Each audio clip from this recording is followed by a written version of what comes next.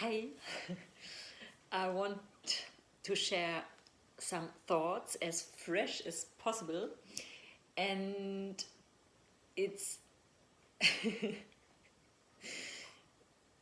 it's we are polarity here, and we always have to balance this polarity.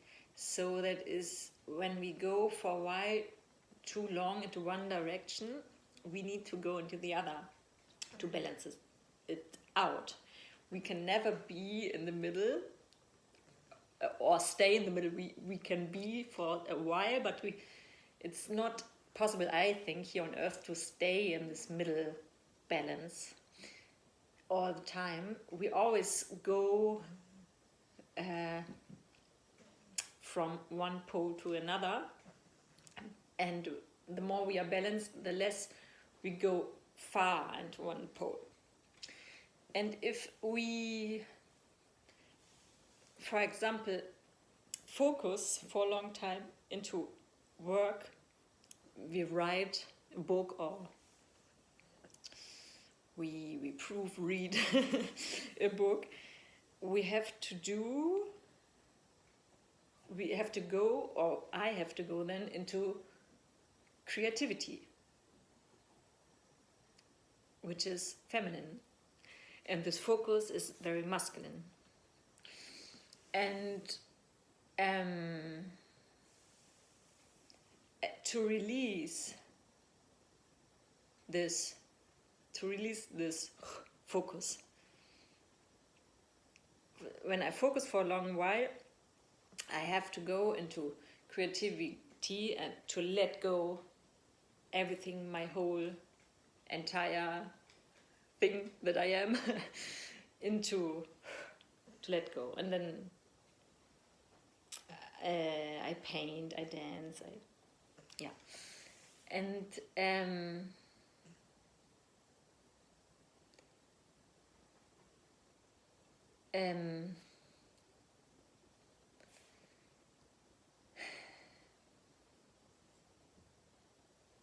then there's another kind of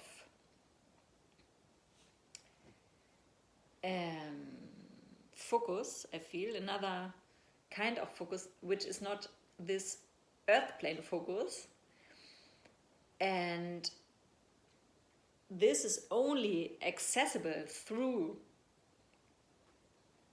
the feminine, through creativity, through letting go.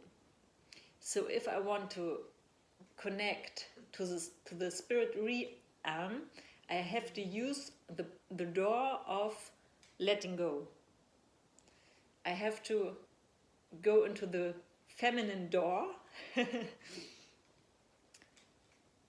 let go, and then I step into a world of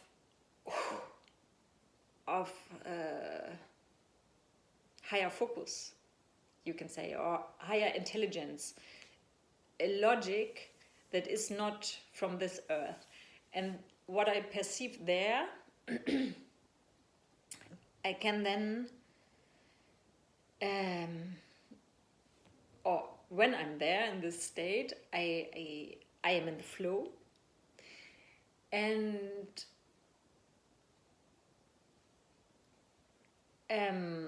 my brain is doing many connections, new connections up there,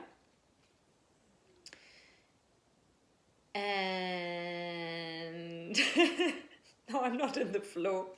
I try to reconstruct what I thought earlier, but it's not so easy. Well,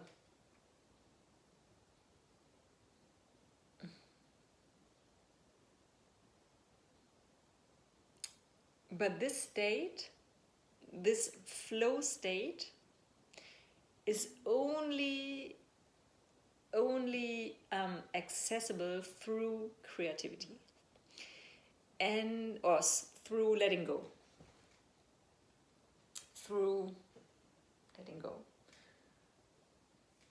Yes, and then I want to mention that there are two kinds of of creativity, two possible connections to creativity. One is I just let go and I let flow out whatever wants to flow out, and this is the intuitive possibility. And the second is when someone asks me or I ask myself to be creative, for example, for something, for a project, for whatever, for an exhibition, for a plan. Then I ask my question into the spirit realm, or what I tell them what I want. Then I let go.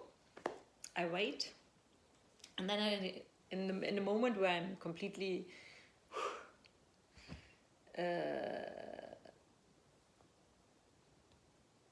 where I let go completely, I have the answers. I could do it directly. I could go into this letting go state and then ask and receive the answer directly as well. But often I just tell them what I want and then I have the answer during the day or some time later.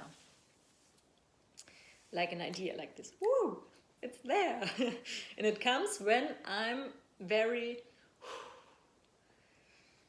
when I waking up or in the morning, or when when I let go completely. In this moments, the spirit realm has the chance to come through. When we don't use this human brain, then we use the door to this other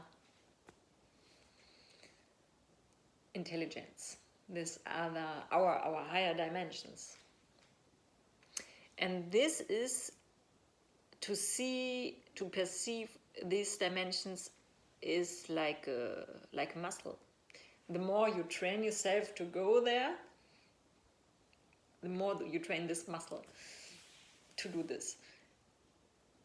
And there are so many different, and I surely don't know every one of them, different ways to connect, or different kinds of having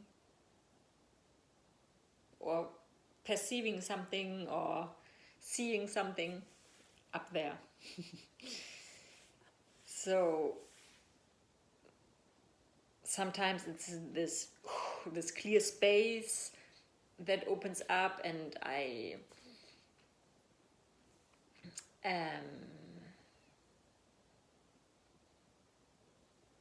have information, this intelligence that is larger than our intelligence here. But this intelligence that we all are and where we all have access to, or it is like flowing and floating and just colors and feelings, or this world that's more, yeah. And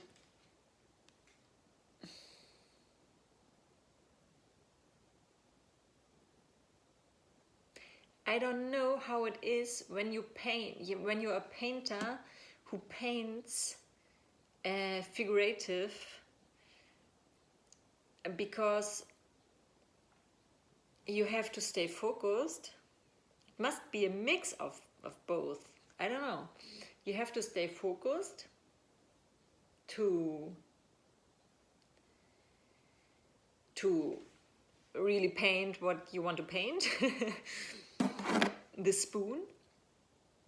And then at the same time you get in this creative flow. It's like dancing. In the beginning, you learn the steps, or you dance freely and intuitively. That's another thing. That's like abstract painting, but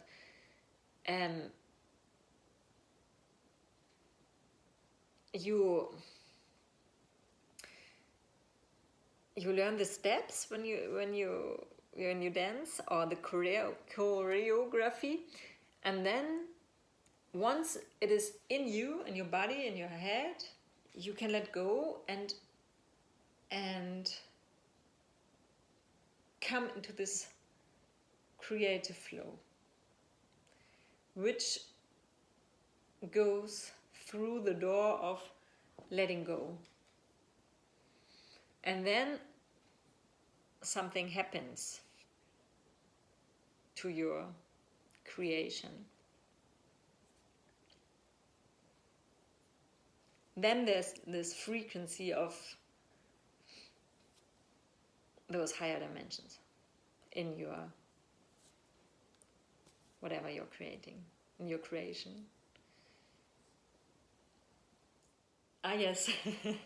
And then we have two reasons why we create, or out of what, two states out of which we create. This is one is a state out of suffering that I used to do when I was younger. I had a heartbreak, or I don't know, I experienced something that I couldn't really grip, and that made me suffer, and I created, I painted or whatever, and that helped me to release this suffering, to be with it, like art therapy, to be with this suffering, and then to understand it better and like this release it, And so it's been a release of something, release of suffering. And when I paint now, it is still the same. I thought it's different because I don't at all paint anymore when I'm suffering. I'm not suffering anymore. When yes, I do. When I have tough times, I try to feel them and all of this. And what I wanted to say is, well, but still, I'm painting to release myself into another pole, when I've been too much in the masculine activities or thinking activities, constructing activities. In this moment, I really love to take just a piece of paper and paint and release. It's still for releasing. Well, that's it. Thank you.